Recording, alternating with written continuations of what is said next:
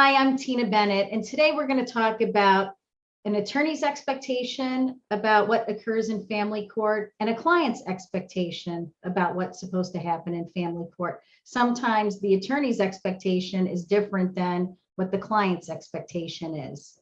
My expectation is, depending on what type of appearance it is to get out the basic information about a case, about whether or not we're going to be able to settle the case. And if we can't settle the case, what steps can the court do? Can the attorneys do, the attorney for the child, if it's that type of case, to move the case along so that way perhaps we don't have to have a trial and that we resolve the matter.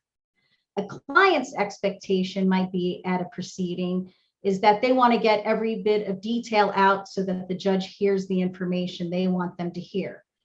That is not something that's a good thing. Sometimes that's giving too much information and too much about your case, which then can be used against you if we go to trial. So remember that as much as you want to tell the court your side of the case, it's not the time or place.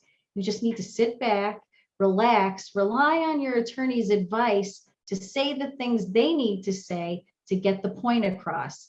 They know the case as much as you know your case. So sometimes just taking a little step back and not being so anxious to rush the process will be in your best interest.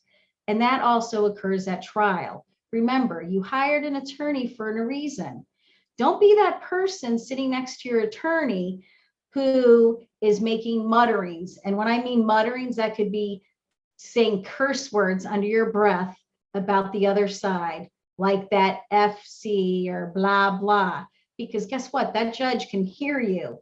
So the judge is focusing on the questions being asked to a witness, but the judge is also looking at the other side's reaction. So if you're swinging your head around and doing yes, yes, no, no, blah, blah, blah, blah, you know what?